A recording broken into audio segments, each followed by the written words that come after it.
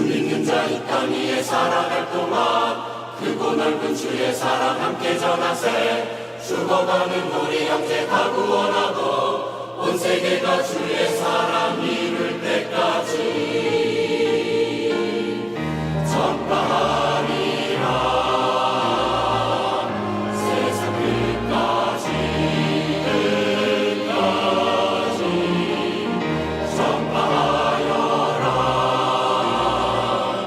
예수의 이름 주 예수 이름 예수 안에 새 생명 예수 안에 찾았네. 천국 가는 참된 길 전파하여라.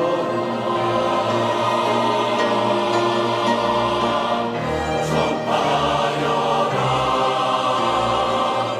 세상 끝까지 세상 끝까지 전파하여라. 주 예수 이름 예수 안에 새 생명 예수 안에 참 생명 예수 안에 비밀네. 세상 끝까지 주 믿는 자 이 땅 위에 살아갈 동안 크고 넓은 주의 사랑 함께 전하세. 죽어가는 우리 형제 다 구원하고 온 세계가 주의 사랑 이룰 때까지 전파하리라. 세상 끝까지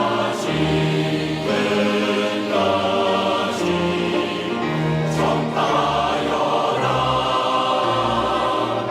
예수의 이름 주 예수 이름 예수 안에 새 생명 예수 안에 찾았네.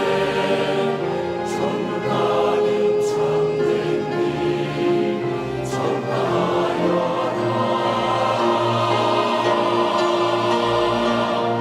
전파하여라. 세상 끝까지 세상 끝까지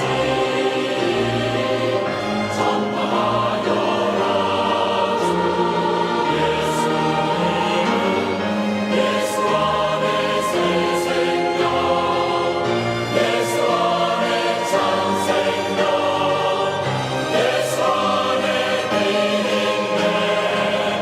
세상 끝까지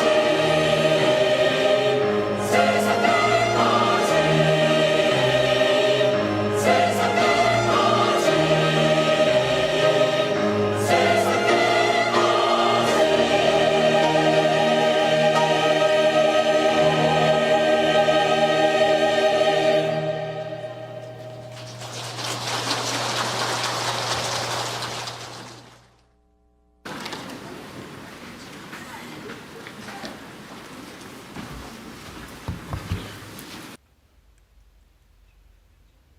Cuando canta nuestro coro, normalmente no aplaudimos, pero hoy sí aplaudimos.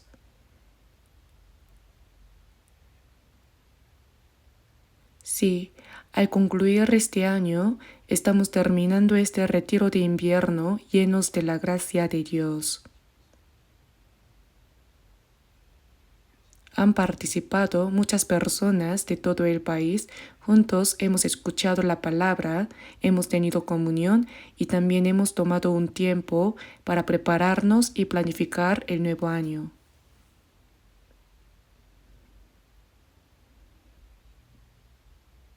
Damos muchas gracias a Dios, no solo porque nos ha dado la oportunidad de recibir la salvación, sino también porque nos ha dado la oportunidad de predicar el Evangelio. Por eso, nuestro anhelo de corazón es aún mayor, no desperdiciar esta valiosa oportunidad de los últimos tiempos que Dios nos ha dado, sino cumplir plenamente la preciosa misión que el Señor nos ha encomendado.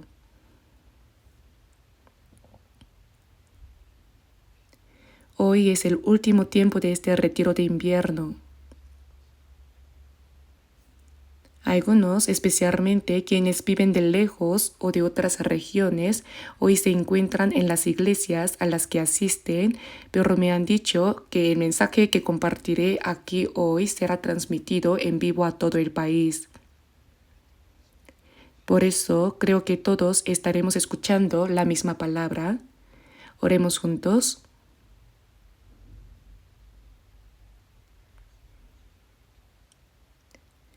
Padre Dios misericordioso que nos amas,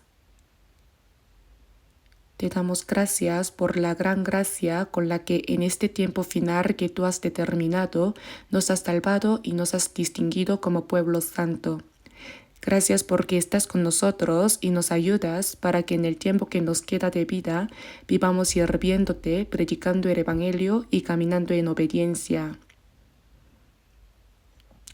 También te damos gracias porque a través de este retiro de invierno, muchas iglesias de todo el país han podido reunirse para escuchar la palabra, tener comunión y dedicar un tiempo valioso para planificar, diseñar y prepararse para el nuevo año. En todas las muchas iglesias que hay en nuestro país y en el mundo, damos gracias y creemos que Dios está con todos los hermanos y hermanas que aún en medio de las dificultades guardan la fe y proclaman el Evangelio, ayudándolos y guiándolos. En este tiempo final, concédenos comprender claramente cuál es la santa misión que nos has encomendado, la obra de anunciar el Evangelio, y permite que todos nosotros seamos usados de manera valiosa conforme a tu voluntad para que llevemos el Evangelio a las muchas almas miserables que aún no han recibido la salvación y que ellas también, junto con nosotros, puedan ser salvas y tener la gloriosa esperanza de entrar en la vida eterna y en el reino de los cielos. También te damos gracias porque en este tiempo podemos reunirnos juntos para agradecerte y aprender tu palabra. Señor, enséñanos la palabra que necesitamos y muéstranos cómo debemos vivir y andar.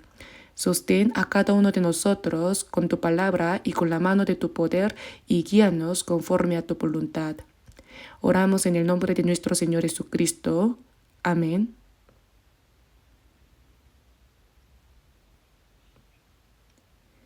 Busquemos un momento en nuestra Biblia el libro de los Salmos, Salmo 107,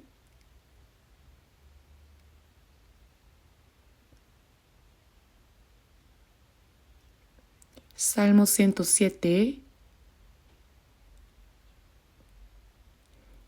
desde el versículo 1 hasta el versículo 3. Salmo 107, desde el versículo 1 hasta el versículo 3, leamos juntos. Alabad a Jehová, porque eres bueno, porque para siempre es su misericordia. Díganlo los redimidos de Jehová, los que ha redimido del poder del enemigo, y los ha congregado de las tierras del oriente y del occidente, del norte y del sur.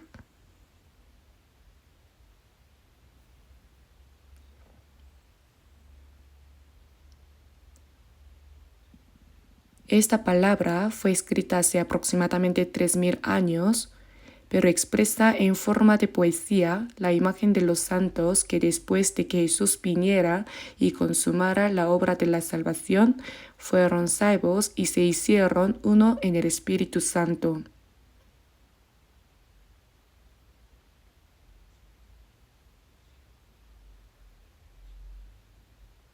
Dad gracias al Señor. Los que han recibido la salvación no pueden otra cosa que vivir dando gracias a Dios en todo tiempo. Como dice la palabra, dad gracias en todo. Damos gracias incluso por el hecho de que ahora mismo estamos respirando y con vida. Damos gracias porque entre tantas personas de este mundo pudimos conocer la grande gracia y el amor de Dios y recibir la salvación. Y damos gracias también porque después de haber sido salvos dentro de la iglesia, donde Dios obra junto con nosotros, podemos tener comunión entre los santos y vivir obedeciendo la palabra bajo la ayuda y la guía del Señor. Alabad a Jehová porque eres bueno, porque para siempre es su misericordia. La santa voluntad de Dios es buena y la misericordia que Él nos ha concedido es gracia. Porque para siempre es su misericordia, díganlo los redimidos de Jehová. Los redimidos de Jehová. La palabra redención significa que por las almas que iban a perecer a causa del pecado, el Hijo unigénito de Dios que no tenía pecado, murió en nuestro lugar y derramó su sangre expiando eternamente nuestros pecados. Eso es la redención. Díganlo los redimidos de Jehová. El hecho de que hayamos sido redimidos por esa tan grande gracia de Dios, ¿no es algo verdaderamente asombroso? Díganlo. ¿Qué es lo que debemos decir? Los que ha redimido del poder del enemigo. El adversario de Dios y nuestro adversario es el enemigo, el diablo. Nosotros que estábamos bajo el poder de Satanás y en medio del pecado, a punto de perecer para siempre, hemos sido redimidos. De esta manera, Dios nos rescató del poder de Satanás y los ha congregado de las tierras del oriente y del occidente, del norte y del sur. Dios nos salvó a nosotros que andábamos dispersos, cada uno siguiendo su propio camino, lejos de Él, y nos reunió en Cristo desde el oriente y el occidente, desde el norte y el sur. ¿No es una palabra que se siente tan real y cercana? Los santos que están en Corea también, siempre que tienen oportunidad, desean reunirse. Y los hermanos y hermanas redimidos que están en todo el mundo, aunque no nos conozcamos todos personalmente, somos uno en el corazón.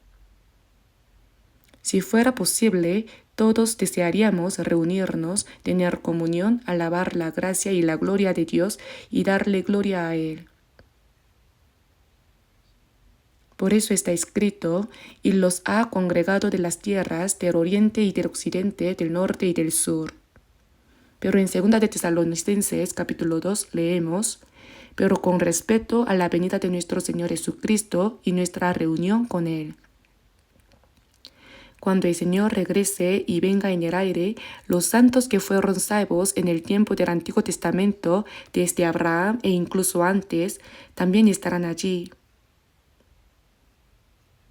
Abel, hijo de Adán, fue salvo por la gracia de Dios, es decir, todos los santos del Antiguo Testamento que recibieron la salvación, así como todos los santos del Nuevo Testamento y todos los cristianos salvos que ahora viven sobre la tierra, se reunirán delante del Señor. Por lo tanto, será una multitud inmensa la que se congregará. En cuanto a la venida de nuestro Señor Jesucristo y a nuestra reunión con Él, dice la Escritura, todos nos reuniremos. Será un gran encuentro. A nuestro alrededor estarán los ejércitos de ángeles, mirarán la gracia de Dios, la gracia por la cual nosotros fuimos salvos y se gozarán, y junto con nosotros entonarán alabanzas. Solo con imaginarlo ya es algo asombroso y ciertamente ese día llegará. Por eso, y los ha congregado de las tierras del oriente y del occidente, del norte y del sur. En Cristo Dios nos ha hecho uno. Debemos recordar siempre esa gran gracia de Dios, meditar en ella y vivir con gratitud para la voluntad y la gloria de Dios. El propósito de nuestra salvación no es darnos alguna cosa buena de esta tierra. Nos salvó para darnos como esperanza la vida eterna y la gloriosa herencia de su reino. Ahora veamos brevemente el Salmo 116. Salmo 116. Versículos 8 y 9. Leamos juntos también. Pues tú has librado mi alma de la muerte, mis ojos de lágrimas y mis pies de resbalar. Andaré delante de Jehová en la tierra de los vivientes.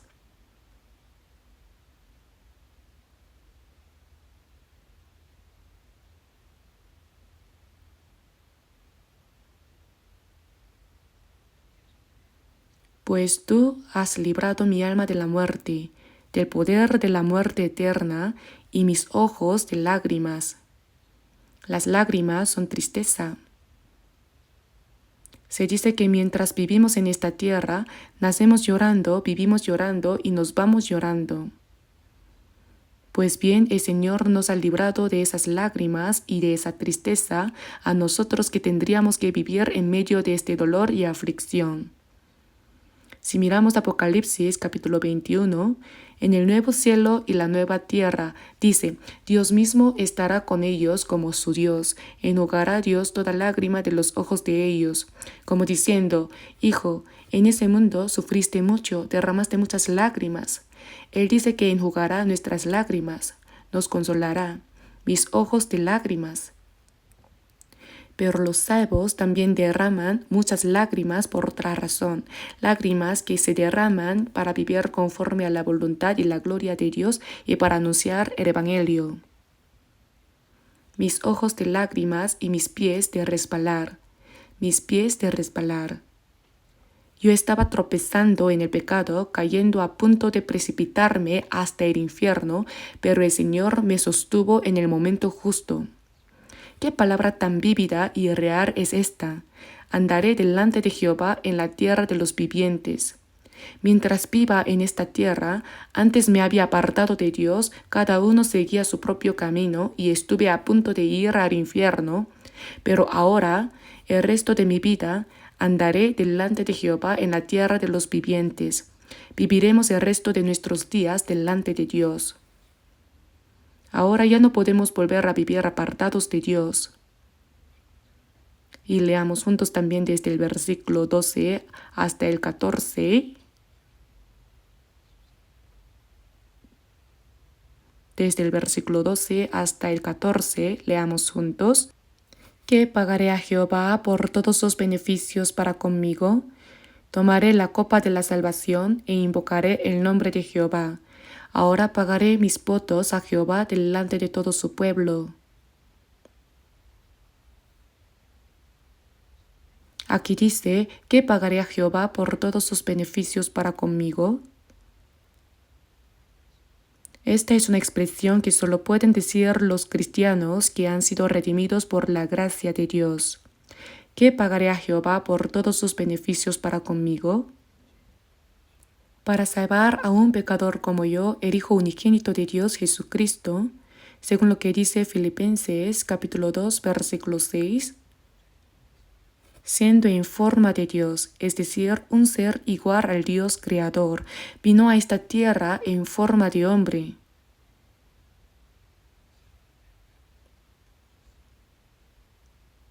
Dios vino a este mundo en apariencia humana para salvarnos. No estimó el ser igual a Dios como cosa a que aferrarse, dejó a un lado la posición de ser igual a Dios, sino que se despojó a sí mismo, tomando forma de siervo, hecho semejante a los hombres, y no como un hombre de alta posición, sino tomando el lugar más bajo. Y estando en la condición de hombre, se humilló a sí mismo, haciéndose obediente hasta la muerte. Aquel santo y glorioso, sin pecado alguno, se hizo como un siervo y obedeció hasta la muerte para salvar a los pecadores, y muerte de cruz.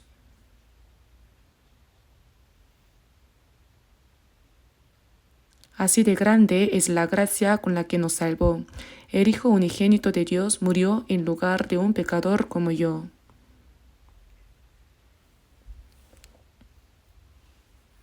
Si una hormiga estuviera en una situación difícil y para salvar a esa sola hormiga una persona muriera en su lugar, eso sería algo absurdo. No tendría sentido, no se podría entender. Algo así es imposible. Que el Hijo unigénito de Dios haya muerto en lugar de pecadores como nosotros no puede compararse siquiera con que un hombre muera por una hormiga. Eso está más allá de toda imaginación. Y que Dios salve a pecadores como nosotros, destinados a caer hasta lo más profundo del infierno, y nos haya hecho sus hijos, herederos del cielo, capaces de entrar en el reino de los cielos y participar de su gloria, eso es algo que no podemos ni imaginar. En 1 de Samuel vemos que Dios dice: Él levantará del polvo al pobre y del muladar exalta al menesteroso para hacerle sentarse con príncipes. Es como sacar algo de un montón de basura sucia, limpiarlo cuidadosamente y colocarlo en el lugar que más aprecia el rey. Algo así resulta incomprensible.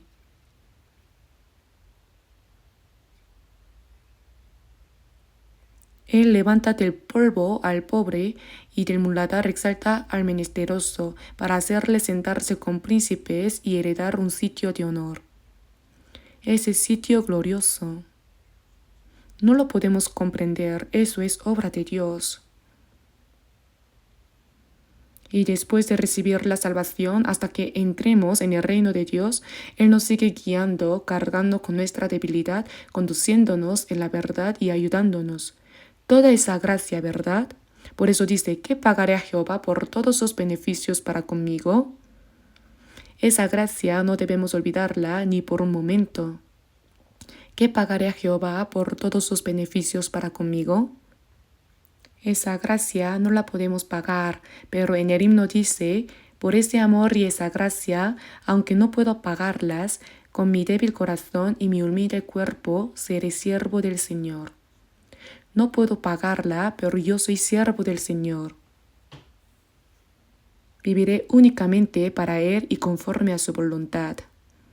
Ese es el anhelo sincero que debemos tener. ¿Qué pagaré? ¿Con qué podemos pagar?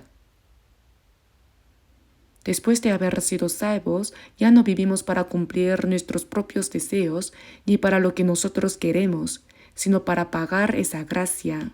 ¿No es así?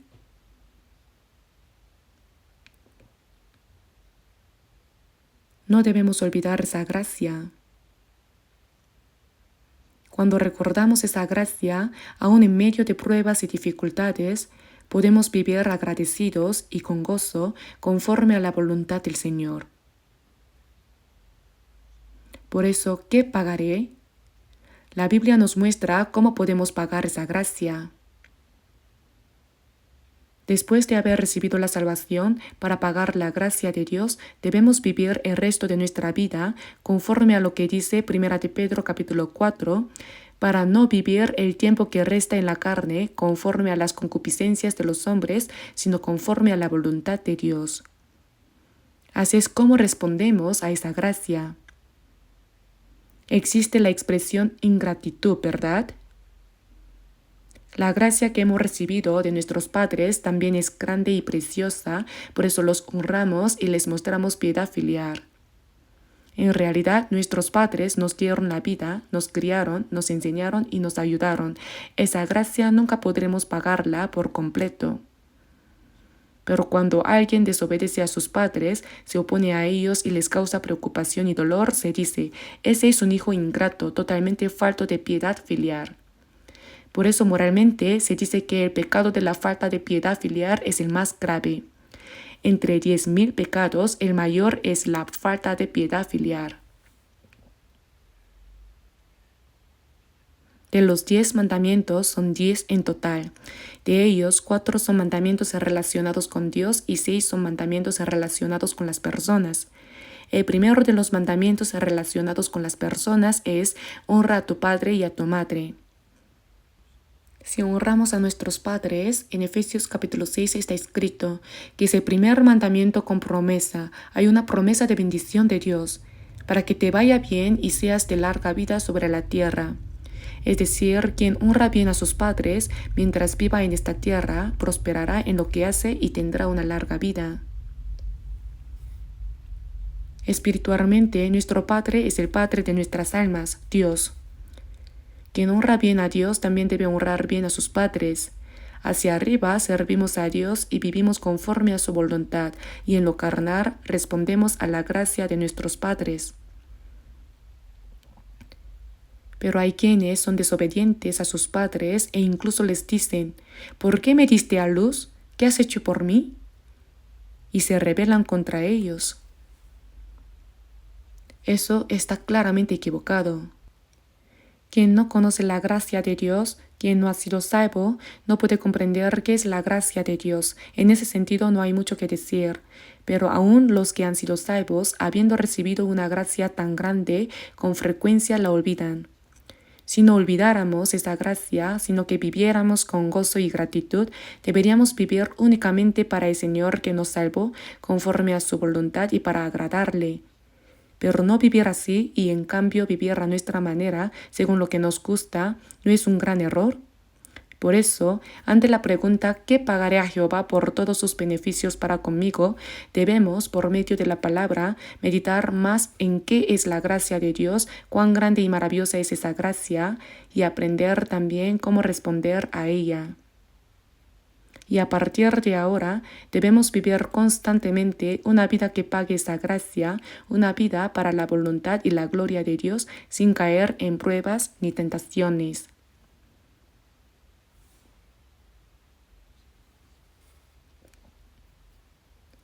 ¿Qué pagaré a Jehová por todos sus beneficios para conmigo? Tomaré la copa de la salvación e invocaré el nombre de Jehová. La copa de la salvación significa alzar la copa con gozo por la gran gracia de Dios. Tomaré la copa de la salvación e invocaré el nombre de Jehová, es decir, alabar y exaltar la gracia de Dios. Ahora pagaré mis votos a Jehová delante de todo su pueblo. Todo el pueblo de Jehová se refiere a los santos que han sido salvos. Ahora, una vez que hemos sido salvos, vivir delante de Dios significa vivir delante de los santos que han sido salvos. Hay muchos hermanos y hermanas que han sido salvos como nosotros. Algunos están cerca, otros lejos y otros en distintas partes del mundo, aunque no los hayamos conocido personalmente. Delante de todo su pueblo, es decir, delante de los santos salvos, pagaré mis votos a Jehová. ¿Cuáles son mis votos? La persona que ha sido salva debe hacer un voto delante de Dios al menos una vez, prometerle a Dios que vivirá conforme a su voluntad. Eso es un voto. Hay una persona llamada Zinzendorf, un conde alemán. Ser conde significaba poseer vastas tierras y gran poder. Él era un hombre con mucha autoridad y riquezas. Este conde Zinzendorf fue salvo. Después de recibir la salvación, parece que no tenía claro cómo debía vivir. Un día, en un museo de Alemania, vio un cuadro de Jesús colgado en la cruz, con la corona de espinas sobre la cabeza, sufriendo en la cruz. Al contemplar ese cuadro, Zinzendorf cayó postrado delante de él y comenzó a llorar sin parar inconsolablemente.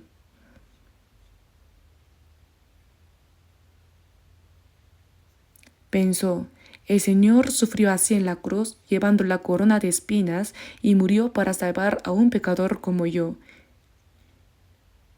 ¿Y yo qué he hecho por el Señor? Al darse cuenta de que no había hecho nada por él, cayó postrado allí y lloró amargamente una y otra vez.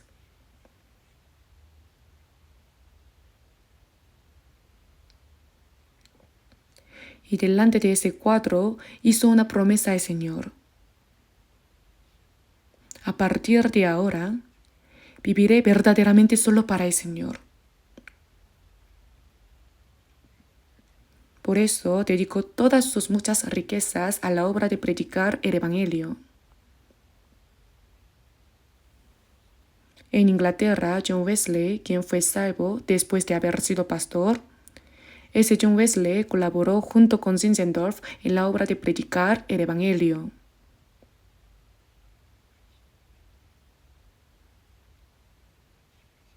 En el siglo XVIII, cuando el Evangelio se extendía por todo el mundo, se dice que tanto John Wesley como Zinzendorf dedicaron todas sus posesiones a la obra del Evangelio y vivieron así. ¿Acaso no es algo totalmente natural? Si uno es pobre, ofrecer todo lo que tiene dentro de su pobreza. Si uno es rico, no vivir disfrutando su riqueza para su propia satisfacción, sino ofrecerlo todo para pagar la gracia de Dios que salvó a un pecador como yo y vivir el resto de la vida de esa manera. ¿No es eso lo correcto?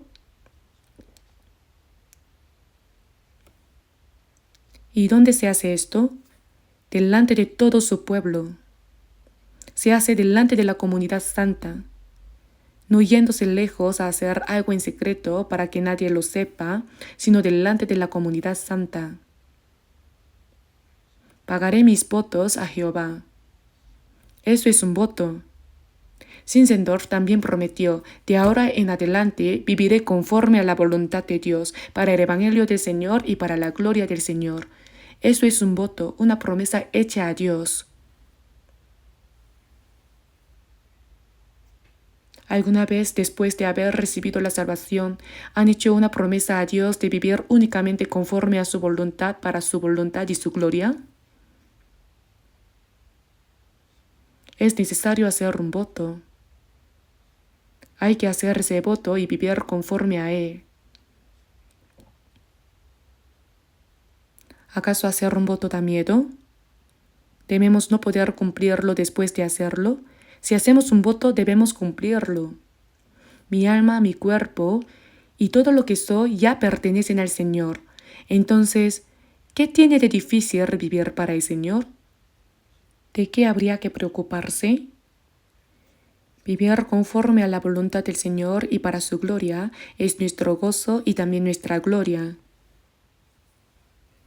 Cuando damos gloria a Dios, Él promete darnos esa gloria a nosotros. En la medida en que glorificamos a Dios, Él nos recompensará con gloria eterna. Por eso, aunque esta palabra fue escrita hace mucho tiempo, pienso que es una palabra que solo los cristianos pueden comprender y poner en práctica. Si todavía hay alguien que delante del Señor que lo salvó para vivir conforme a su voluntad no ha hecho un voto como Zinzendorf, le animo a que en oración haga ese voto delante de Dios. En 1 Corintios capítulo 6 versículo 19 dice: No sois vuestros porque habéis sido comprados por precio. Glorificad pues a Dios en vuestro cuerpo. Nuestro cuerpo y nuestra alma no nos pertenecen. El Señor nos compró a un precio muy alto. Y en 1 Corintios capítulo 7 versículo 23 dice: Por precio fuisteis comprados. En otras traducciones dice: por un precio precioso, por un precio costoso. No os hagáis esclavos de los hombres. Mi cuerpo tampoco es mío, pertenece al Señor. Ahora existimos únicamente para la voluntad y la gloria de Dios. El tiempo que nos queda de vida es para vivirlo para el Señor, pero somos muy débiles. Para pagar la gracia del Señor, el tiempo que se nos ha dado es demasiado corto, ¿no es así? Somos frágiles y el tiempo que tenemos es breve. Por eso no podemos permitirnos, aún así, dar la espalda a la voluntad de Dios, olvidar su gracia y vivir a nuestro propio antojo.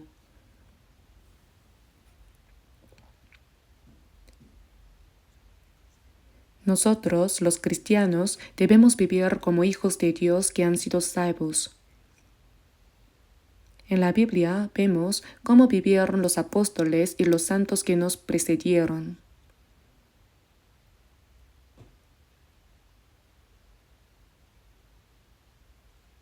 Y no digan: ellos vivieron así, pero yo, ¿cómo alguien como yo va a poder vivir para el Señor de esa manera? No digan eso. Porque se nos ha dado la misma gracia, la misma vida y la misma esperanza gloriosa. Entonces, ¿por qué pensar así?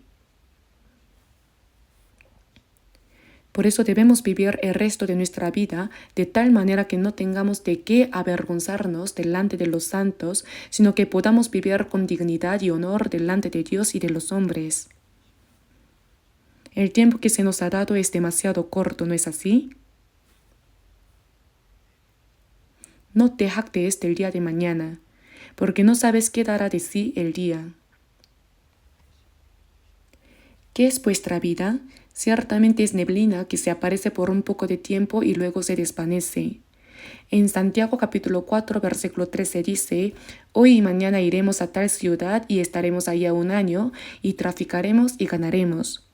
Cada uno tendrá sus planes y sus propias ideas, pero la Biblia dice: no sabéis lo que será mañana. También en Proverbios capítulo 27 versículo 1 dice: no te jactes del día de mañana. Más adelante ganaré mucho dinero y viviré muy bien. ¿Y luego qué? Aunque vivan así, ¿qué sentido tiene? ¿Eso es realmente tan envidiable? Hermanos, a nuestro alrededor hay personas ricas, personas que parecen vivir muy bien, ¿no es así? Ganan cantidades enormes de dinero. Hay gente que posee fortunas de decenas de billones. Aunque comieran y vivieran toda la vida, no podrían gastarlo todo. Algunos tienen miles de millones, cientos de millones. Y uno podría pensar: ojalá yo fuera así. ¿Por qué mi vida es tan humilde? ¿Realmente piensan así? Pero cuando vemos la riqueza y la gloria de este mundo, no debemos olvidar la gracia que el Señor nos ha concedido. Esa gracia es 1000 veces, 10.000 veces, billones de veces mayor que todo eso. Hemos recibido una gracia tan grande. Cuando miren la riqueza y la gloria de este mundo, recuerden la gracia que el Señor les ha dado. Hemos recibido una gracia que no puede cambiarse por nada en este mundo. Así que ahora no deberíamos vivir con orgullo. No vivan con complejo de inferioridad. ¿Cómo se dijo que eran esas personas los ricos de este mundo? ¿Con qué se les comparó? Con cerdos de un banquete, ¿verdad? Y pensándolo bien, es una expresión muy acertada.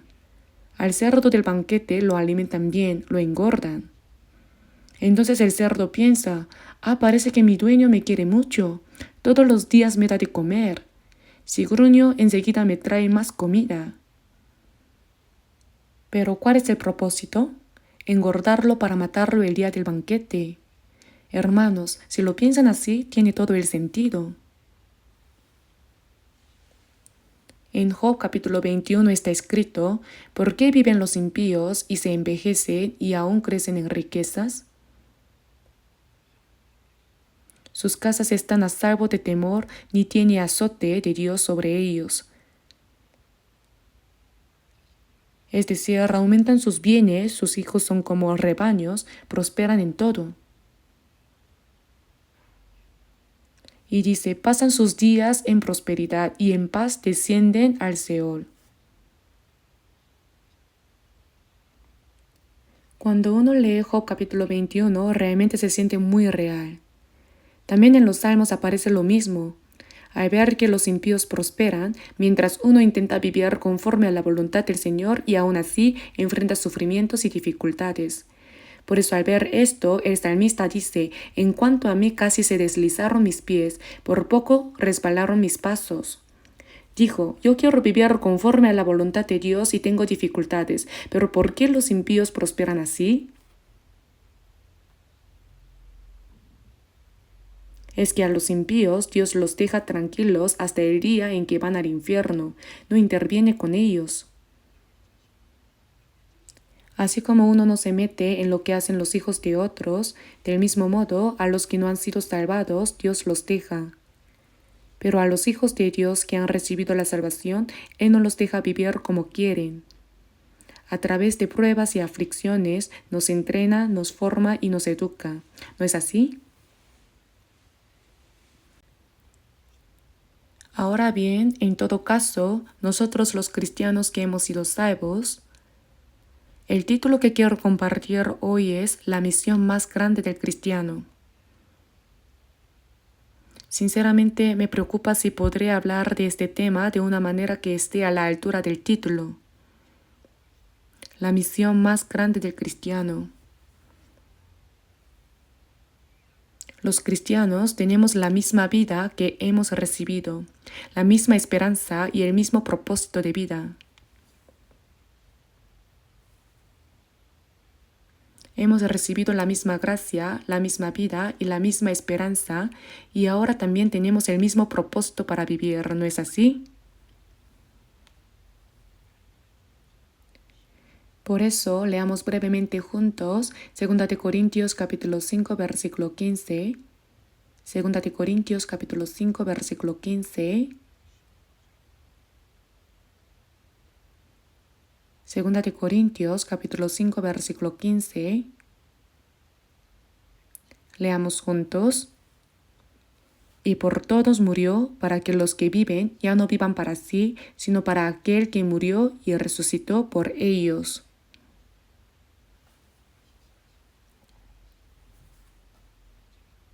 Él es Cristo, el Cristo. El Señor murió en lugar de todos los hombres.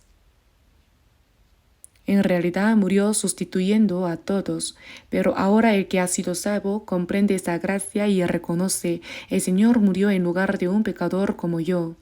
La maldición y el juicio que yo debía recibir, el Señor los cargó todos en la cruz.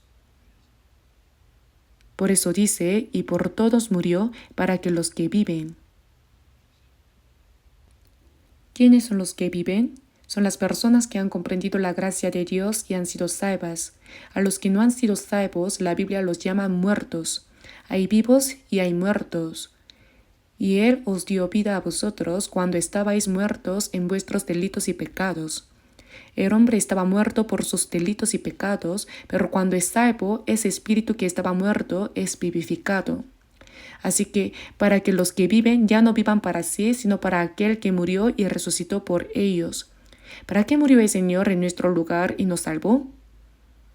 El propósito de nuestra salvación es que los que ahora vivimos, los que hemos sido salvados, ya no vivamos más para nosotros mismos, sino que vivamos para aquel que murió por nosotros y resucitó. Ese es el propósito por el cual Él nos salvó. La Biblia dice que nos salvó para que nosotros, los que hemos sido salvos, ya no vivamos más para nosotros mismos, sino para el Señor que murió y resucitó en nuestro lugar. Esta palabra fue escrita por medio del apóstol Pablo, y cuando pensamos en la gracia que hemos recibido, aunque muriéramos 100 veces por el Señor, no podríamos pagar esa gracia, ¿verdad? Aunque no podamos morir 100 veces, al menos una vez deberíamos vivir para el Señor, ¿no es así? ¿Ni siquiera eso queremos hacer? Si eso no nos gusta, entonces mejor devolvamos la salvación. Si tanto se envidia vivir a gusto como el mundo y luego ir al infierno, viviré para el Señor, moriré para el Señor, viva o muera que soy del Señor. Ese himno lo cantamos bien, ¿verdad? Y la Escritura dice en Salmos capítulo 33, versículo 1, en los íntegros es hermosa la alabanza. Podemos cantar himnos muy buenos, pero si el corazón no es así, entonces estamos mintiendo. En los íntegros es hermosa la alabanza. Los himnos no existieron desde el principio como himnos. Alguien primero escribió un poema. Una persona que fue salva escribió en forma de poesía el testimonio que se había hecho realidad en su corazón. Después otra persona le puso música y así se empezó a cantar. Eso es un himno. Por eso en los himnarios aparece quién escribió la letra y quién compuso la música. En los himnos hay confesión de fe, hay testimonio de fe, hay promesas hechas al Señor y también hay contenido de oración. Todo eso debe brotar de nuestro corazón. Debe convertirse tal cual en un testimonio sincero de nuestro corazón, en una confesión de fe y en una promesa delante de Dios. Si no es así, es mentira. La oración también puede ser una oración mentirosa. Cuando uno ora, ora con mucha elocuencia como un río que fluye sin parar, pero cuando uno mira cómo vive, esa vida no tiene nada que ver con la oración. Al orar parece que tiene mucha fe, pero al mirar su manera de vivir no tiene relación alguna con lo que oró. Esa oración es una oración mentirosa. También de la oración está escrito así: mas la oración de los rectos es su gozo. Dios sabe perfectamente si nuestra oración y nuestra alabanza brotan con sinceridad de la conciencia o si son mentira. Él lo sabe todo, ¿verdad? Así que no oren con mentira. No canten alabanzas con mentira. En los íntegros es hermosa la alabanza. Aquí nuestro coro canta muy bien y uno piensa, el coro debe llevar una buena vida cristiana. El contenido de los himnos es tan profundo y tan bueno. Y quienes escuchan también comparten ese mismo sentir. Yo personalmente estoy muy agradecido por el coro. Además, cantan con melodías tan hermosas que conmueven profundamente nuestro corazón.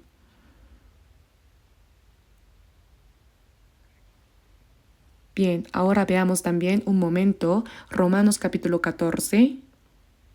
Romanos capítulo 14. Romanos capítulo 14, versículos 7 y 8. Romanos capítulo 14, versículos 7 y 8. Leamos juntos. Porque ninguno de nosotros vive para sí y ninguno muere para sí. Pues si vivimos, para el Señor vivimos, y si morimos, para el Señor morimos.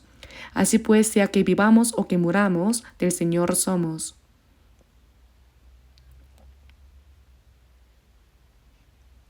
Este versículo se conecta con la palabra de 2 de Corintios, capítulo 5, versículo 15. También fue escrito por el apóstol Pablo. Tanto aquel versículo como este versículo fueron registrados por el mismo apóstol. Pues si vivimos, para el Señor vivimos, y si morimos, para el Señor morimos. Cuando dice vivimos, se refiere a nosotros, los que hemos sido salvos. Nosotros, los santos que estamos aquí, los santos en todo el país y los muchos santos salvos en todo el mundo, compartimos un mismo corazón. ¿Qué pagaré a Jehová por todos sus beneficios para conmigo? Porque ninguno de nosotros vive para sí y ninguno muere para sí. Pues si vivimos, para el Señor vivimos, y si morimos, para el Señor morimos. Así pues, sea que vivamos o que muramos, del Señor somos.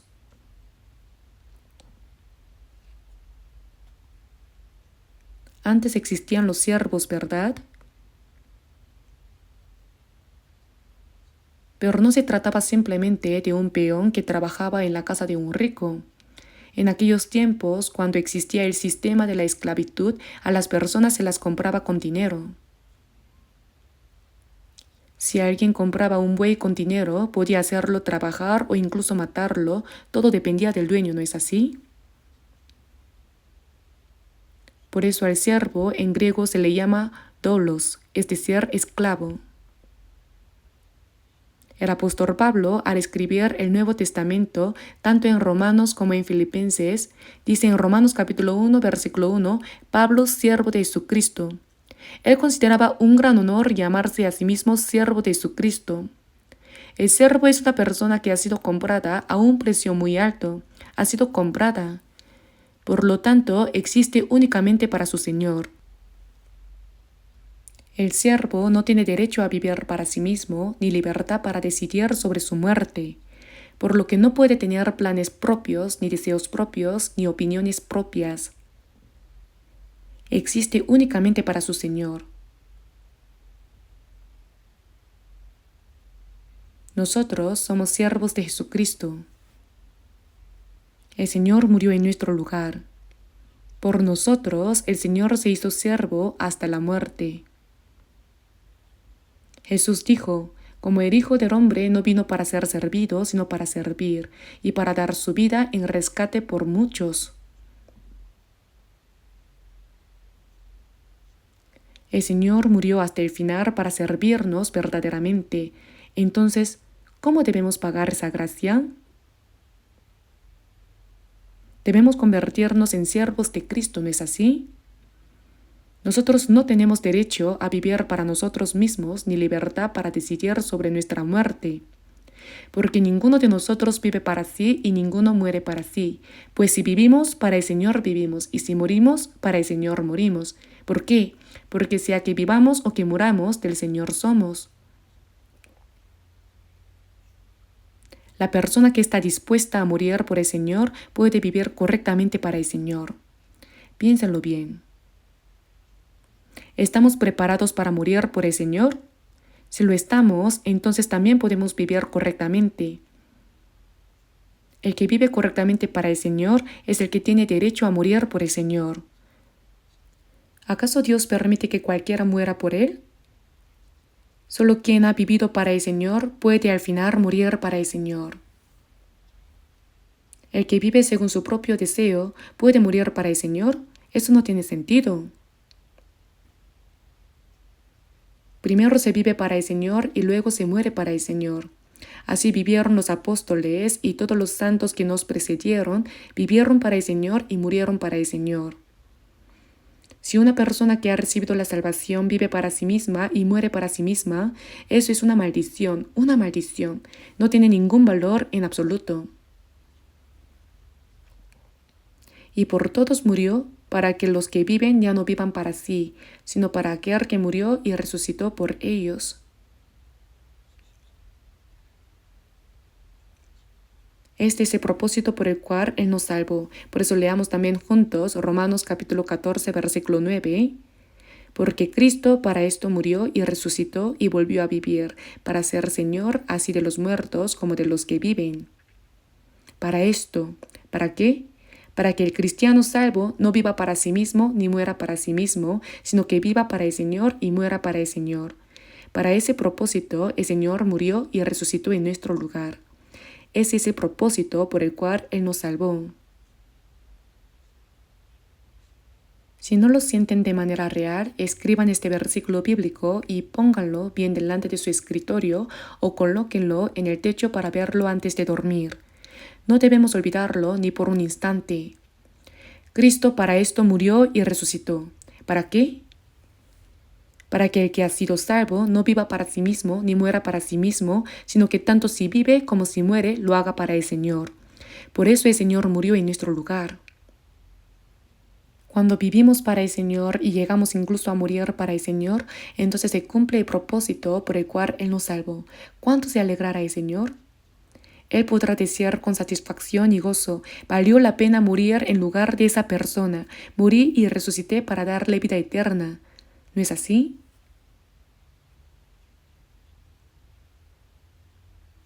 Él se complace al vernos vivir conforme a su voluntad. Por eso dice, para ser Señor así de los muertos como de los que viven. Nosotros ya no somos nuestros propios dueños. Ya no vivimos para nuestros padres, ni para otros, ni para nosotros mismos, sino para el Señor que nos salvó. ¿No es algo absolutamente claro? Este hecho tan sencillo, tan trascendental, este hecho eterno, no debemos olvidarlo jamás. Cuando escuchamos la palabra decimos: ah, sí, amén. Viviré para el Señor. Así lo decidimos en nuestro corazón, pero luego, al salir y bajar las escaleras, lo olvidamos todo. Si alguien llega en un auto nuevo y reluciente, pensamos: ¡ah, qué envidia! Si vemos a alguien con ropa elegante, decimos: ¡qué bien, qué bonito! ¿De verdad eso nos da tanta alegría? ¿Acaso uno envidiaría a un cerdo en un banquete? Desde ahora, cuando vean algo elegante o costoso, piensen: eso es como un cerdo en el banquete. Recuerden siempre esto. No debemos envidiar al cerdo del banquete. Nosotros, los que hemos sido salvados, vivimos y morimos para el Señor en esta tierra, soportamos cualquier dificultad por Él. Ese es un privilegio que Dios nos ha dado. ¿Cualquiera puede hacer eso? No. Los que no han sido salvos no tienen derecho a vivir ni a morir para el Señor, porque no tienen ninguna relación con el Señor.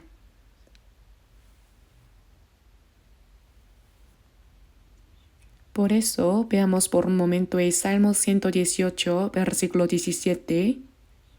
Salmo 118. Salmo 118,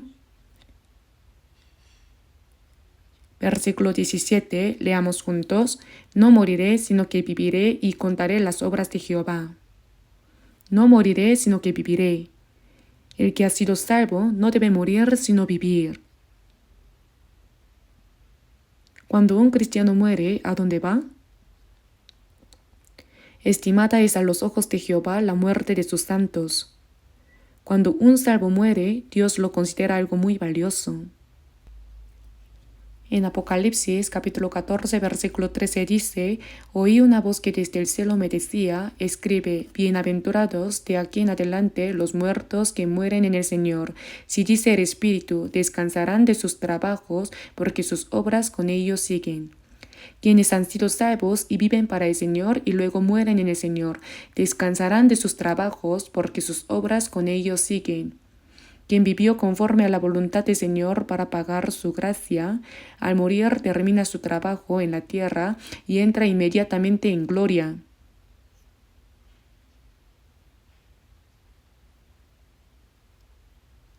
Estimada es a los ojos de Jehová la muerte de sus santos.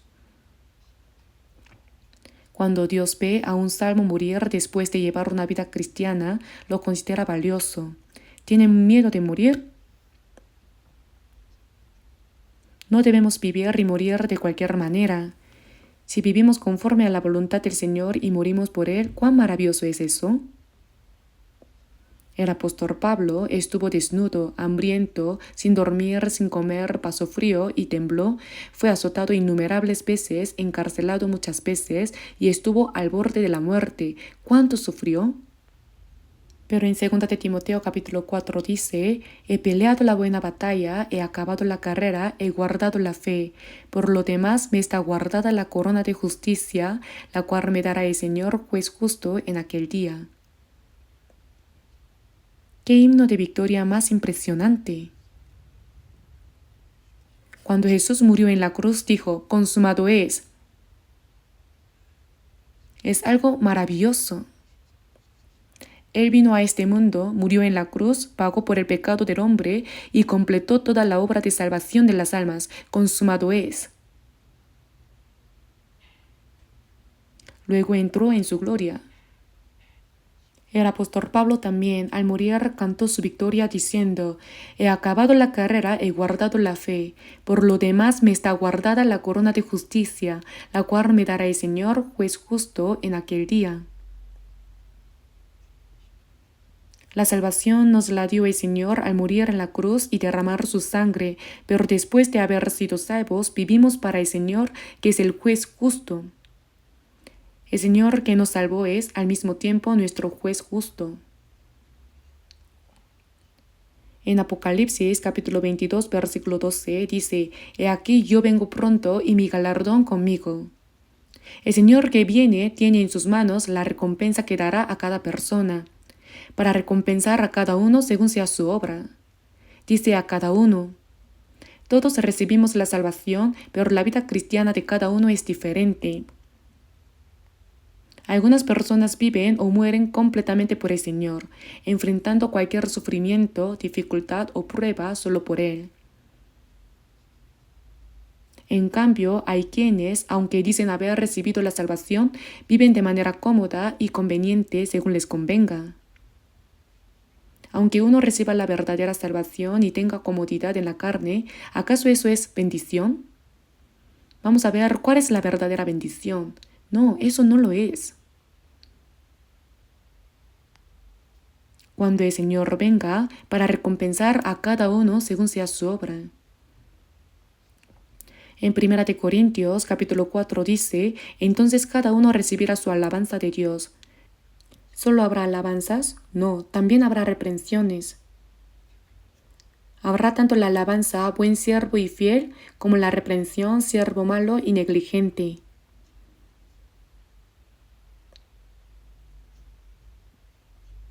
Si el Señor nos mira y se goza en nosotros y nos elogia, entonces por eso podríamos soportar cualquier sufrimiento durante toda la vida, ¿verdad?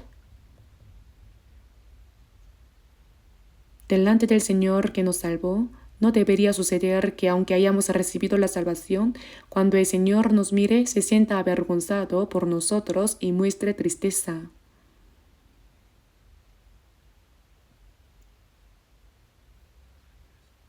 Por eso está escrito, no moriré, sino que viviré. Si muriéramos, iríamos pronto delante del Señor. Hay personas que después de recibir la salvación, cuando enfrentan un poco de dificultad, dicen, ojalá pudiera ir pronto delante del Señor. Ese tipo de palabras tampoco deben decirse a la ligera. Esa palabra debería decirla a alguien que haya vivido de manera digna para el Señor, pero alguien que ni siquiera ha vivido así y dice, quisiera irme pronto. ¿Para qué quiere irse tan rápido? Si uno muere, va delante del Señor, pero antes de morir no debería hacer algo que agrade al Señor, algo por lo cual pueda recibir gloria cuando esté delante de Él. Por eso aquí dice, no moriré, sino que viviré, y contaré las obras de Jehová. ¿Cuál es el propósito de que no muramos y sigamos viviendo? ¿Tenemos algún apego al mundo, algún deseo? ¿Queremos vivir una vez de manera llamativa como otros? No, no es eso. Hay varias razones por las que debemos vivir y no morir, y entre ellas está, contaré las obras de Jehová. ¿Cuáles son las obras que Dios ha hecho? Él creó el universo y gobierna la historia, pero ¿cuál es la obra más grande de todas? Que hizo morir a su Hijo unigénito en lugar de nosotros para expiar eternamente nuestros pecados y salvar nuestras almas. Esa es la obra suprema que Dios ha realizado. Dios puede hacer cualquier cosa con su palabra y su poder. Pero hay una cosa que no puede hacerse solo con la palabra y el poder de Dios, la salvación del alma. ¿Por qué? Porque la paga del pecado es muerte, y sin pagar el precio del pecado no se puede salvar al pecador. Si Dios salvara al pecador sin pagar el precio del pecado, Dios no sería un Dios justo. Sería negarse a sí mismo. Como Dios es un Dios justo, el precio del pecado debe pagarse necesariamente. Si nosotros tuviéramos que pagar ese precio, no nos quedaría otra opción que caer en el infierno. Entonces, ¿qué debía hacerse para salvarnos? Dios mismo tenía que resolver ese precio del pecado. Y para resolverlo, envió a su Hijo unigénito, igual a Él, en forma de hombre, y permitió que Él, siendo sin pecado, muriera en lugar de nosotros. Uno murió por todos.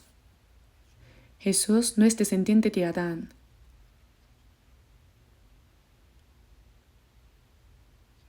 En Isaías capítulo 7 versículo 14 dice, He aquí que la Virgen concebirá y dará a luz un hijo. Fue verdaderamente hombre, pero para nacer sin pecado, solo tomó prestado el vientre de una virgen durante 10 meses. Jesús vino como hombre, pero no es descendiente de Adán, no es pecador, nunca cometió pecado. Jesús es quien cumplió perfectamente la ley de Dios, solo Jesús es justo. El justo murió en lugar de los pecadores. Por eso Dios llevó a cabo la obra de salvar a pecadores como nosotros. ¿Existe una obra más grande que aquella en la que el Hijo unigénito de Dios tuvo que sacrificarse? Esa obra es mucho más grande que la historia de crear y gobernar el universo. Por eso, nosotros que hemos recibido la salvación, al comprender y creer en la obra que Dios hizo, esa obra tan grandiosa de expiar los pecados de todo el mundo sacrificando a su Hijo unigénito, proclamar ese evangelio que salva solo por la fe en esa gracia es la manera más grande en que podemos pagar la gracia de Dios. No moriré, sino que viviré, y contaré las obras de Jehová. En el Salmo 66, versículo 16 dice: y contaré lo que ha hecho a mi alma. Dios ha hecho cosas por nuestra alma. Debemos proclamar esa historia de salvación. Eso es lo que debemos hacer mientras vivimos y no morimos. Debemos recordar esto siempre. Quienes han recibido la salvación, al escuchar estas palabras, sienten cómo su corazón se conmueve y piensan: así es, debo vivir por el Señor y por el Evangelio del Señor. Pero eso no significa que todos se conviertan en predicadores, misioneros o pastores. Sin embargo, la esperanza de la vida eterna y de ir al cielo es la misma, y el propósito de vivir también es el mismo, solo cambia la forma de hacerlo. Por eso, algunos se esfuerzan en los negocios, en el trabajo, ganando dinero, y usan solo una pequeña parte para sí mismos, dedicando la mayor parte a la predicación del Evangelio.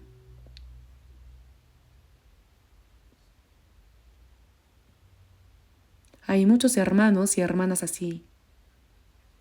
¿Y no es así como llevamos a cabo la misión mundial? Actualmente son 1.160 iglesias en 82 países para la misión mundial. Me refiero a las iglesias en el extranjero. También hay muchas iglesias con dificultades dentro del país. La misión mundial se realiza mayormente en países pobres. ¿Saben cuánto cuesta enviar una sola familia de misioneros? Si uno solo piensa en el dinero, no podría enviar misioneros.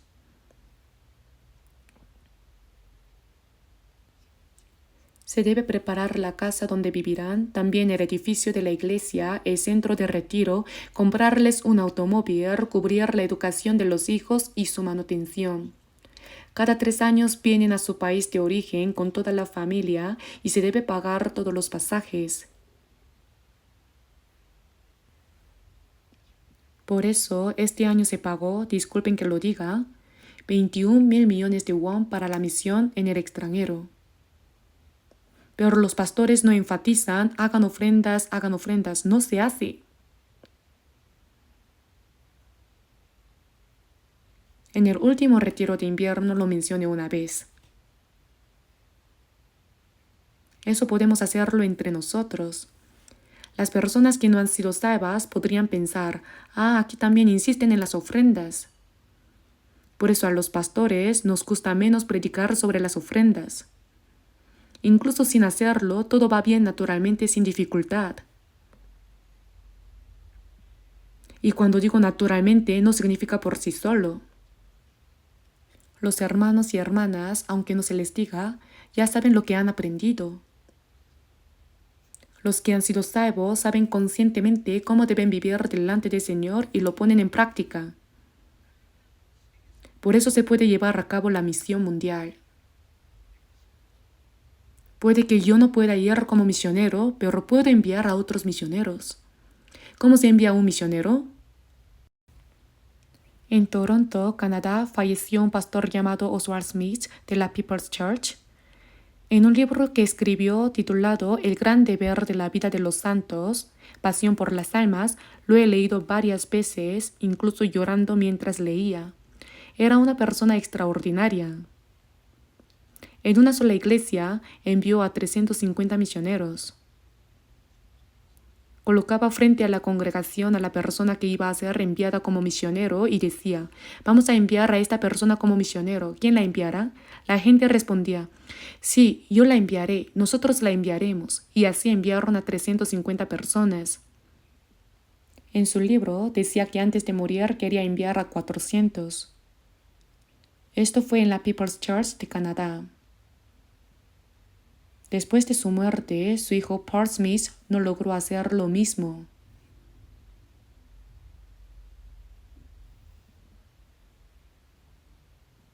El pastor Smith, él mismo había ido como misionero y regresó debido a enfermedad. Por eso decía: aunque no pueda ir como misionero, enviaré a otros misioneros. Hermanos, aunque yo no pueda ir, puedo enviar a alguien en mi lugar.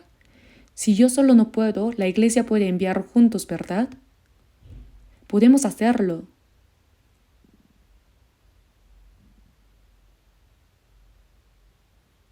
Si envío como presupuesto misionero lo que he obtenido con esfuerzo y trabajo, mientras se utilice ese dinero, los pecadores que iban a ir al infierno pueden ser salvados. Por eso en Lucas capítulo 16, versículo 9 dice: ganad amigos por medio de las riquezas injustas, para que cuando éstas falten os reciban en las moradas eternas. Las riquezas de este mundo que no se usan según la voluntad de Dios se llaman riquezas injustas. No se refiere a dinero incorrecto o malo. Con esas riquezas del mundo debemos ganar amigos. ¿Qué clase de amigos?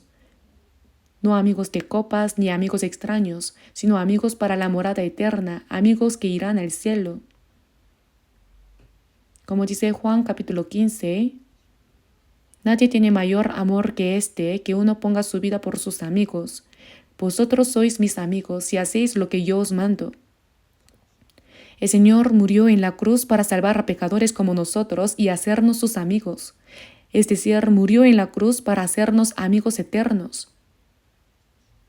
Que uno ponga su vida por sus amigos. Murió en la cruz para salvar a pecadores como nosotros y hacernos sus amigos. Nadie tiene mayor amor que este. Vosotros sois mis amigos si hacéis lo que yo os mando. Quienes han sido salvos, al saber que el Señor entregó su vida por nosotros, también hacemos lo mismo, salvar otras almas. Esa es la evidencia de que somos amigos del Señor. El Señor murió para hacernos amigos siendo pecadores como nosotros, así que yo también debo actuar de la misma manera para ganar otros amigos. Ese es el significado.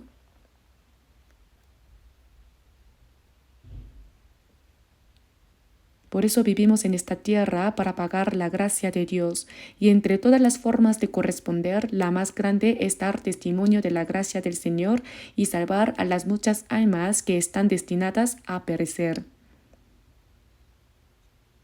Proclamar este evangelio es la misión más grande que nosotros, los cristianos, debemos cumplir en la tierra. En Hebreos capítulo 2, versículo 3 dice: ¿cómo escaparemos nosotros si descuidamos una salvación tan grande? ¿Saben cuán grande es la salvación que hemos recibido? Crear y gobernar todo el universo, Dios puede hacerlo solo con su palabra, ¿verdad? Dios no hay nada que no pueda hacer con su palabra y su poder. Sin embargo, hay algo que ni la palabra ni el poder de Dios pueden hacer: salvar el alma del hombre. ¿Existe algo más grande que aquello que requiere que el Hijo unigénito de Dios muera? Hay personas que tienen autoridad, riqueza y un poder inmenso.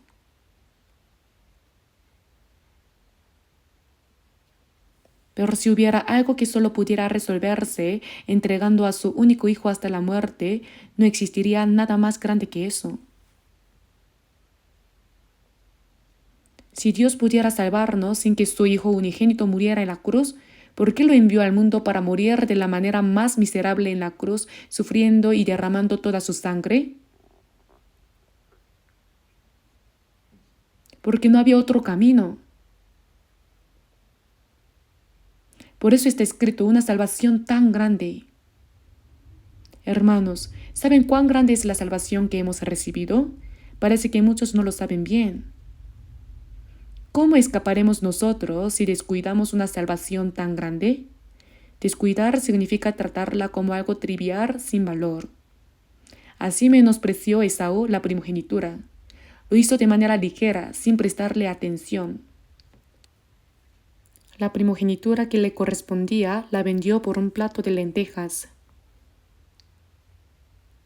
De manera similar, aunque predicamos a la gente diciendo: debes recibir la salvación, debes recibirla, algunas personas descuidan esta salvación tan grande, por eso no la reciben pensando: ya la recibiré después, esa salvación no es gran cosa.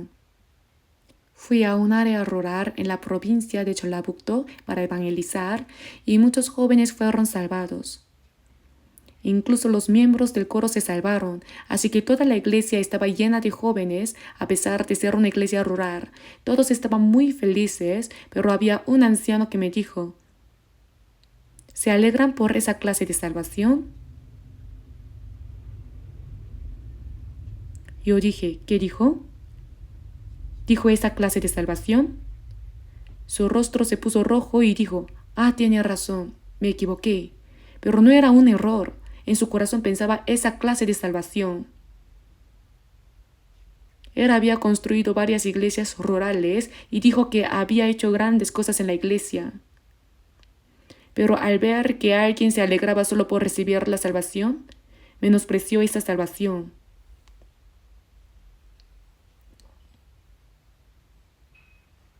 Hermanos, ¿cómo escaparemos nosotros si descuidamos una salvación tan grande?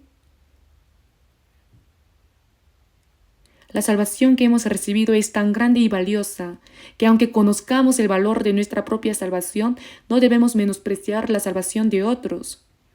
Si sabemos que la vida que recibimos es grande y valiosa, también debemos considerar la salvación de los demás como grande y valiosa. ¿Y qué debemos hacer entonces? Debemos predicarla. Nosotros, como Jesús y Pablo, debemos sacrificar nuestro tiempo, nuestro material, nuestra libertad e incluso nuestra felicidad para salvar el alma de una persona. Los apóstoles de la iglesia primitiva murieron predicando el Evangelio. Fueron martirizados. Vivimos demasiado cómodamente y todavía buscamos estar más cómodos. Si vivimos con el propósito de predicar el Evangelio y andar según la voluntad del Señor, incluso en medio de dificultades y sacrificios, habrá gozo y gratitud.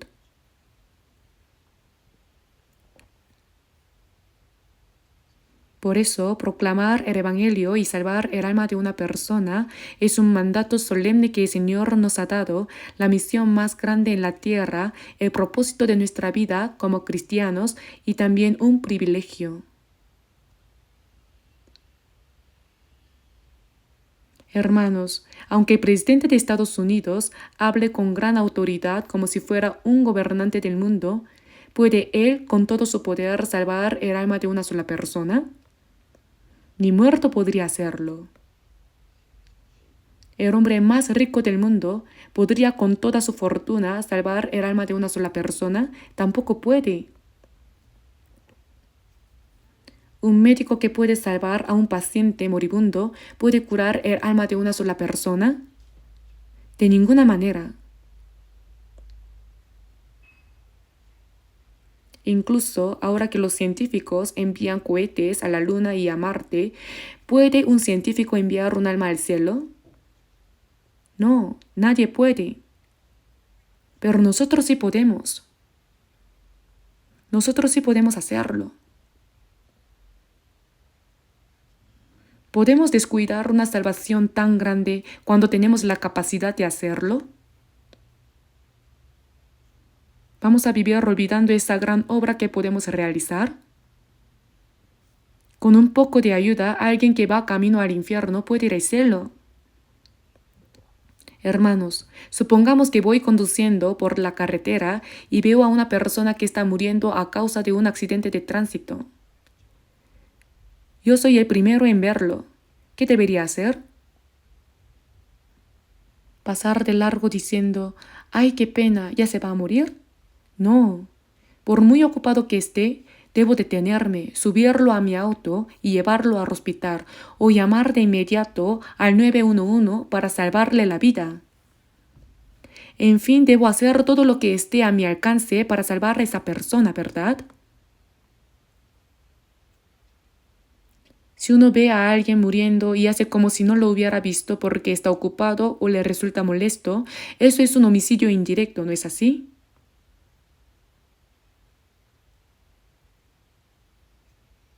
El Señor murió en la cruz para salvarnos. Pero si no se predica ese evangelio, nadie puede recibir la salvación. Veamos un momento Juan capítulo 20.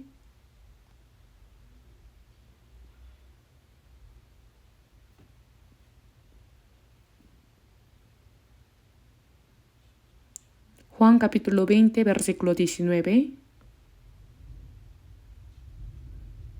Cuando llegó la noche de aquel mismo día, el primero de la semana, estando las puertas cerradas en el lugar donde los discípulos estaban reunidos, por miedo de los judíos, vino Jesús y puesto en medio les dijo: paz a vosotros.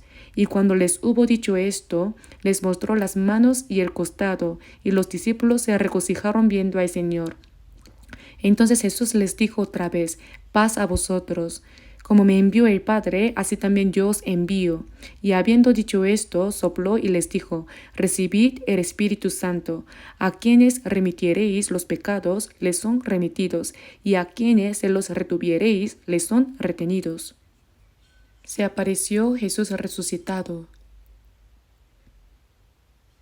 Al escuchar la noticia de que Jesús había resucitado, los discípulos que se habían dispersado se reunieron de nuevo. Pero aún dudaban: ¿será posible que realmente Jesús haya resucitado?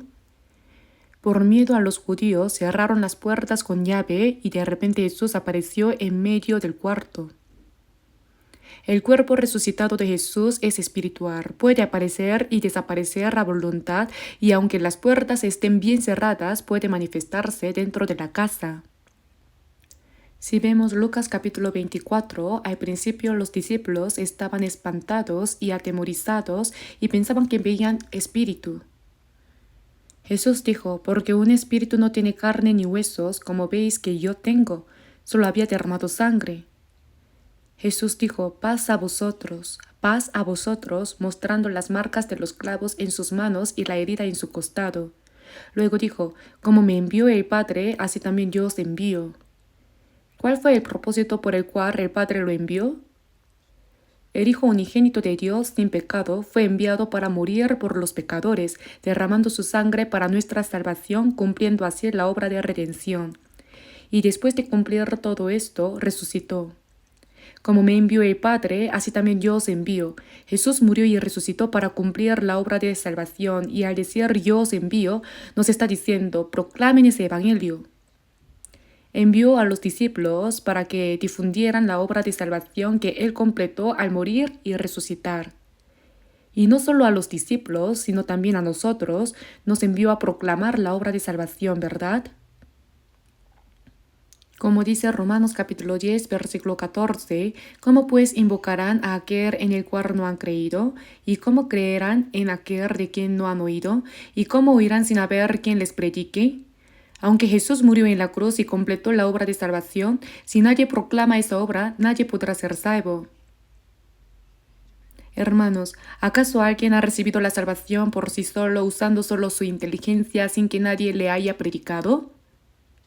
Levanten la mano si existe alguien así. Hay personas que dicen: yo no necesito evangelización, yo solo ya lo he comprendido.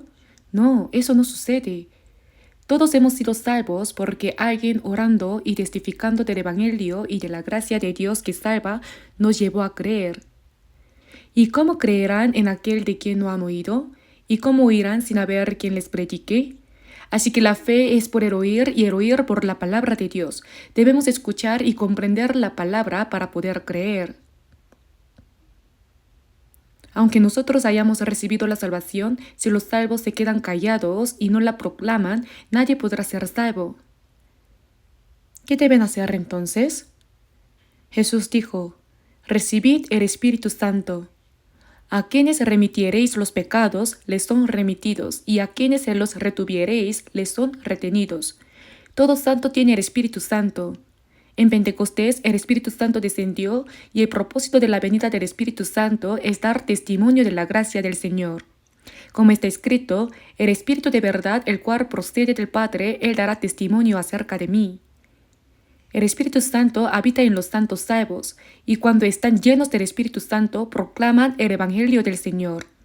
La promesa de a quienes remitiereis los pecados les son remitidos significa que al predicar ese evangelio, al dar a conocer lo que el Señor ha hecho, la gente puede ser salva. Si no predicamos, ¿cómo sabrán las personas que el Hijo unigénito de Dios murió por ellos, que sus pecados han sido perdonados, cómo recibir la salvación o qué es la salvación? Nadie podrá ser salvo si no se les predica.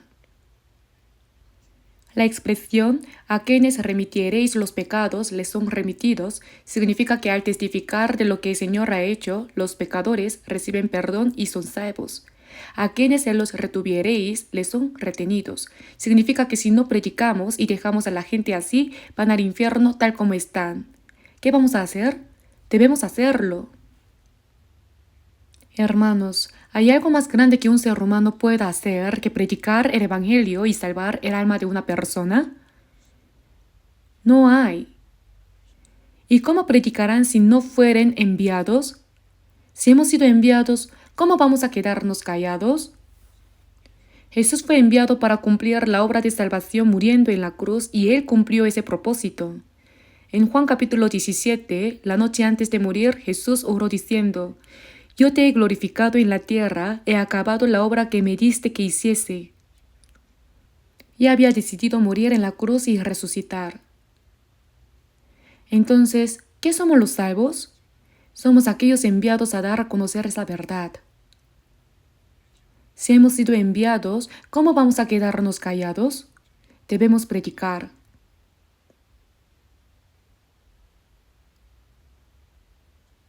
Con un poco de ayuda, esa persona podría ser salva, pero decimos: ¡qué fastidio! Estoy ocupado. Además, seguro que no escuchará. Y así no predicamos. ¿Saben cuán grande es el pecado de no predicar?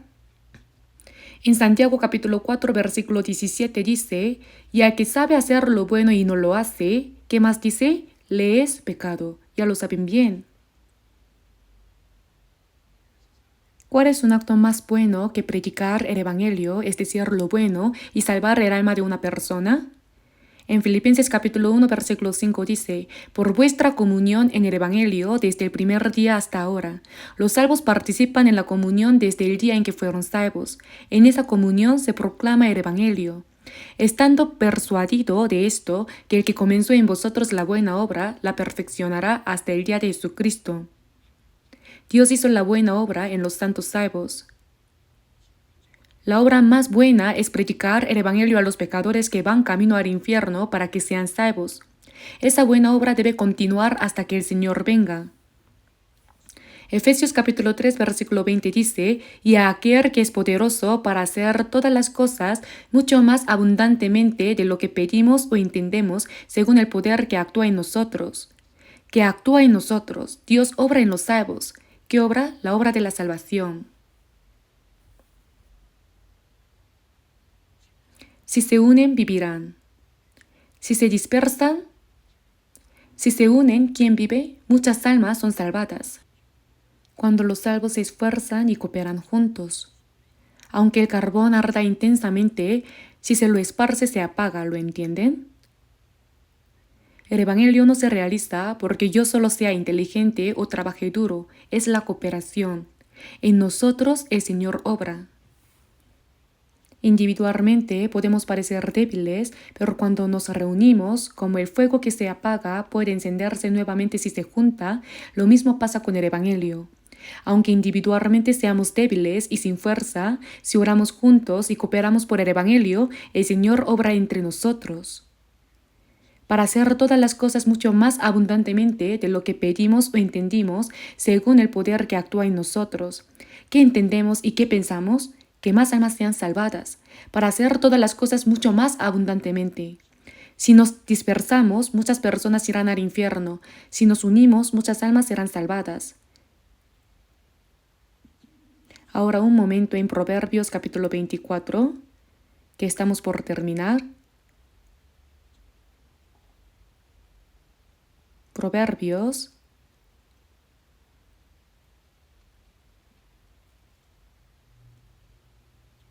capítulo 24,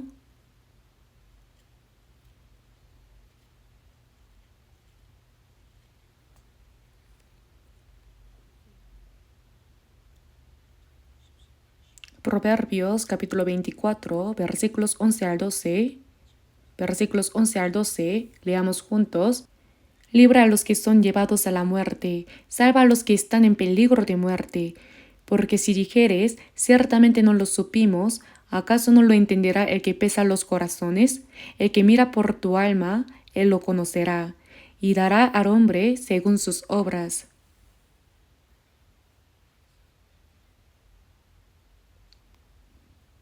Ahora bien, esta palabra es realmente asombrosa.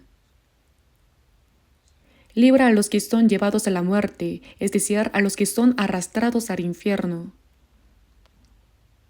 Y salva a los que están en peligro de muerte. Esto se refiere a personas que, arrastradas por Satanás, van camino al infierno. No te abstengas de hacerlo. No los dejes así, no los abandones. Quiere decir que los salves. Van a hacerse el desentendido viendo con sus propios ojos a personas que están siendo llevadas a la muerte, que están siendo destruidas por el diablo y arrastradas al infierno. Que vaya o no al infierno, ¿qué tiene que ver conmigo? ¿De verdad no tiene nada que ver con nosotros? Incluso pasa con la propia familia. Cuando los padres nos dicen que tú creas bien y vayas al cielo, respondemos diciendo, sí está bien, y después no evangelizan. Hay personas cuyo esposo se opone tanto que dice, tú cree y vete al cielo, yo me iré al infierno a vivir con mis Corea. Y todavía lo dicen con gusto. ¿Creen que en el infierno hay mis Corea? Allí todos son como demonios. ¿Y aún así los dejamos? ¿Decimos, está bien, vete al infierno y los abandonamos? No. Hay que seguir orando y orando, suplicando anhelosamente con todo el corazón.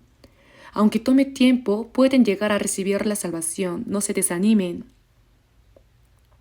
Salva a los que están en peligro de muerte, porque si dijere, ciertamente no lo supimos. ¿Qué no lo supimos? Qué bien miente, ¿verdad? ¿Decir que no saben? Caín mató a Abel a pedradas y Dios le preguntó, ¿dónde está Abel tu hermano? Y él respondió, no sé, ¿soy yo acaso guarda de mi hermano? Dijo eso después de matarlo con total descaro. Nosotros no hemos matado físicamente a nadie como Caín, pero si dejamos a alguien que va camino a la muerte y decimos, no lo sabía, ¿qué tiene que ver conmigo? Eso también es grave. Qué descarado es decir que no saben. ¿Acaso no lo entenderá el que pesa los corazones? El que mira por tu alma, él lo conocerá, y dará al hombre según sus obras. Debemos entender que no evangelizar es un pecado. No compartir el evangelio es un pecado grande.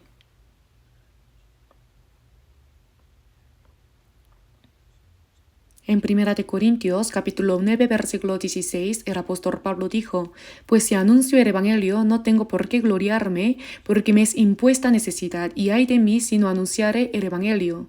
No dijo que simplemente sería un problema si no evangelizaba, sino que habría un ay.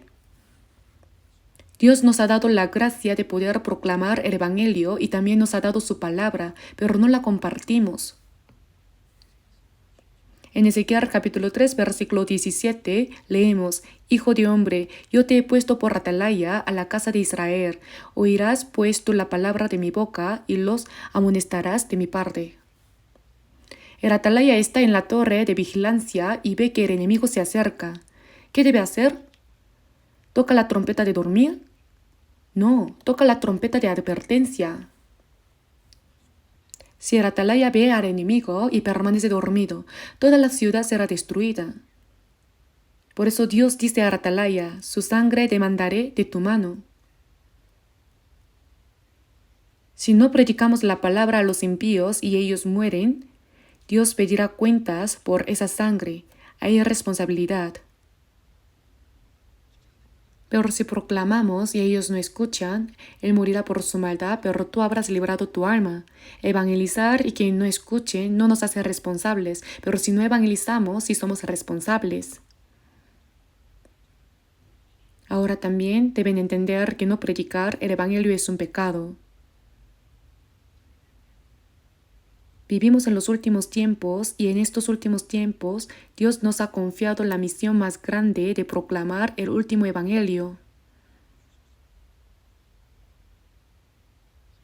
En Hechos capítulo 20, versículo 24, el apóstol Pablo dijo, pero de ninguna cosa hago caso, ni estimo preciosa mi vida para mí mismo, con tal que acabe mi carrera con gozo y el ministerio que recibí del Señor Jesús para dar testimonio del Evangelio de la gracia de Dios. Dijo que hasta cumplir plenamente la obra de anunciar el Evangelio de la gracia, no consideraba su vida como algo de valor. Por la obra de predicar el Evangelio estaría dispuesto a morir incluso 100 veces. ¿Y nosotros? Nosotros también hemos sido salvados por la misma gracia. Entonces, ¿por qué permanecemos indiferentes? Que vaya o no al infierno, ¿qué responsabilidad tengo yo? ¿Cómo voy a hacer eso? ¿Por qué no podemos hacerlo? Entonces, cuando oramos juntos, cooperamos, nos reunimos para orar y aprender la palabra, ¿para qué lo hacemos? ¿No es para predicar el Evangelio? Oramos y cooperamos para esa obra, para traer a las almas perdidas delante del Señor y hacer que escuchen la palabra. Trabajamos con esfuerzo, usamos solo un poco de ese dinero para nosotros y lo ofrecemos como ofrenda misionera para salvar a las almas que van camino al infierno. Por más que lo miro, no parece haber hoy una organización que haga misiones mundiales como la nuestra. Dios nos ha confiado la misión mundial y a cambio la responsabilidad que tenemos es enorme. ¿Acaso eso se hace solo? La mayoría son países pobres. Ahora se están construyendo centros de retiro en muchos lugares, también en África y en Chile. Se están edificando centros de retiro por todas partes y en España incluso hemos comprado un excelente centro de retiro. Tengo muchas ganas de ir, ya me están diciendo que vaya y probablemente el próximo año, en primavera, tendré que ir. Todo eso lo estamos enviando y sosteniendo nosotros. Con todo respeto, ni Estados Unidos puede hacer la misión mundial de esta manera. Japón tampoco puede, Europa tampoco. Eso se está haciendo desde Corea. ¿No es algo asombroso? La Iglesia de Corea. Debemos hacer esta obra con todas nuestras fuerzas hasta el último momento. No nos cansemos, pues, de hacer bien, porque a su tiempo cegaremos, si no desmayamos. Cuando hacemos la buena obra de Dios, no debemos cansarnos. Ya no puedo más. ¿Por qué? Si estamos vivos, ¿por qué no podríamos? Basta con hacerlo hasta morir. También debemos orar para que se levanten muchos obreros del Evangelio, fieles y prudentes. En Mateo capítulo 9 leemos, a la verdad la mies es mucha, mas los obreros pocos. Rogad pues al Señor de la mies. El Señor de la mies es Dios, que envíe obreros a su mies. Señor, envía muchos segadores fieles y leales, muchos obreros de tu Evangelio. Ayer, ¿acaso no establecimos a 15 de nuestros predicadores como pastores?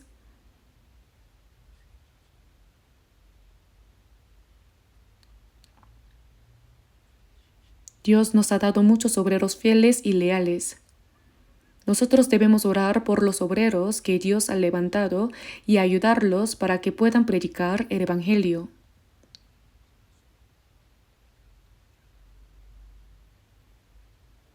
¿Qué pasaría si no los respaldamos? En tiempo de guerra, hay soldados que en el frente se enfrentan al enemigo y luchan por la nación y el pueblo. Pero si en la retaguardia solo comen, beben y se entregan a la diversión y no proveen armas ni alimentos a los que combaten en el frente, todos morirán.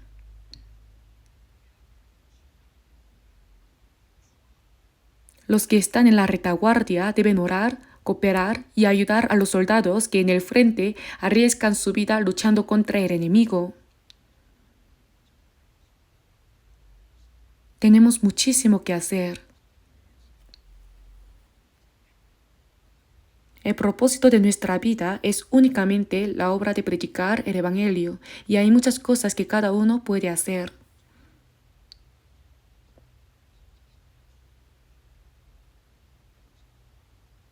El apóstol Pablo en Efesios capítulo 6 y en Colosenses capítulo 4 pide que oren por él. Yo también quisiera pedir encarecidamente que oren por mí, aunque hay muchísimas personas que ya oran por mí. Hay muchos que oran por nuestros predicadores y misioneros, Pero no basta solo con orar, también envían generosamente ofrendas misioneras. Por eso ahora estamos trabajando con tanto empeño. Debemos ayudarlos para que puedan realizar esa obra. Aunque yo no lo haga, todo saldrá bien. Sí puede que salga bien aún sin esa persona, pero ¿hay manera de escapar de esa responsabilidad delante de Dios?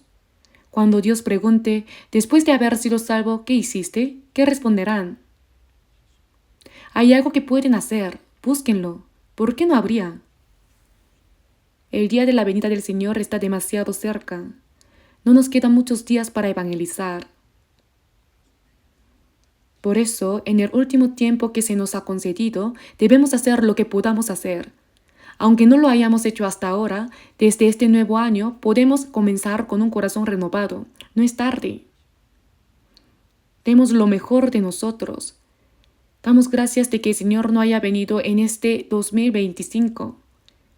Quizá venga el próximo año. Realmente el día de la venida del Señor está muy cerca. Hasta el día en que el Señor venga, hagamos todo lo que esté a nuestro alcance. Después de haber sido salvos, para que nuestra vida no sea en vano, hagámoslo juntos. No es algo que uno haga solo. El Señor nos ayudará. En 2 de Corintios, capítulo 9, leemos: «Y el que da semilla al que siembra y pan al que come, proveerá y multiplicará vuestra sementera y aumentará los frutos de vuestra justicia». El que siembra escasamente, también segará escasamente, y el que siembra generosamente, generosamente también segará. Sembrar significa mi sacrificio, mi sufrimiento. Si hay mucho sufrimiento y mucho sacrificio, muchos serán salvos. Si el sacrificio es poco, pocos serán salvos. Y el que da semilla al que siembra y pan al que come, proveerá y multiplicará vuestra sementera y aumentará los frutos de vuestra justicia. Cuando hacemos la obra del Señor, Él nos ayuda para que podamos hacerla. Yo creo eso. Cuando hacemos, Él nos ayuda en todo para que podamos hacerlo. Y el que da semilla al que siembra y pan al que come, proveerá y multiplicará vuestra sementera y aumentará los frutos de vuestra justicia. Pero si no hay ese corazón, Dios nos deja. Está bien, vive como quieras. ¿Acaso obliga Dios a alguien a trabajar? No. Debemos hacer la gran obra de Dios con un corazón voluntario y con gozo. Mas busca primeramente el reino de Dios y su justicia, y todas estas cosas os serán añadidas. Ese reino se refiere a predicar el Evangelio, y la justicia consiste en vivir obedeciendo la voluntad de Dios. Si vivimos así, lo que nuestra carne necesita nos será dado por añadidura. Dios cumple lo que promete. Como no logramos creer esto, no reconocemos la ayuda de Dios y tratamos de vivir según nuestro propio criterio.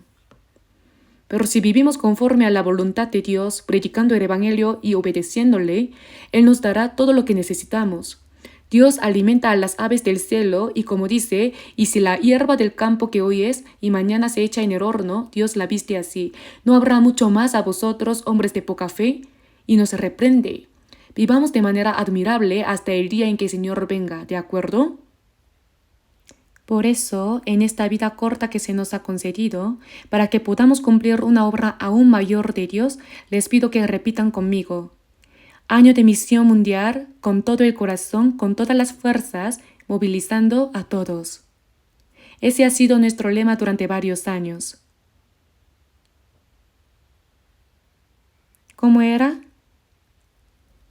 Año de misión mundial, con todo el corazón, con todas las fuerzas, movilizando a todos. Debemos movilizarnos todos. No digan yo no. Todos los que hemos sido salvos debemos unirnos, orar juntos, cooperar para esta obra, invertir nuestro tiempo, nuestros recursos y también los bienes que tenemos para cumplir sin falta la obra de Dios. Para eso se nos ha concedido este tiempo. Les pido que así lo hagan. Oremos. Padre Dios misericordioso, cuando aún no te conocíamos y estábamos lejos de ti en medio del pecado, tuviste compasión de nosotros. Te damos gracias por la gracia por la cual el Señor Jesús murió en nuestro lugar y por su sangre derramada perdonaste para siempre todos nuestros pecados y nos salvaste sin ningún mérito de nuestra parte. Nosotros que hemos sido redimidos por la preciosa sangre del Señor, te pedimos que en el tiempo que nos queda de vida, vivamos únicamente para tu voluntad y tu gloria, predicando el Evangelio del Señor y guiando a muchas almas perdidas delante de ti para que reciban la salvación. Permite, Señor, que tú estés con nosotros y obres para que se cumpla esta gran obra tuya.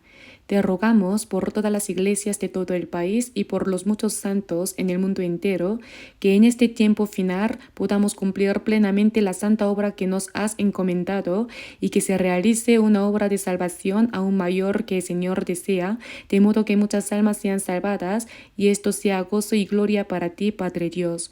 Oramos en el nombre de nuestro Señor Jesucristo. Amén.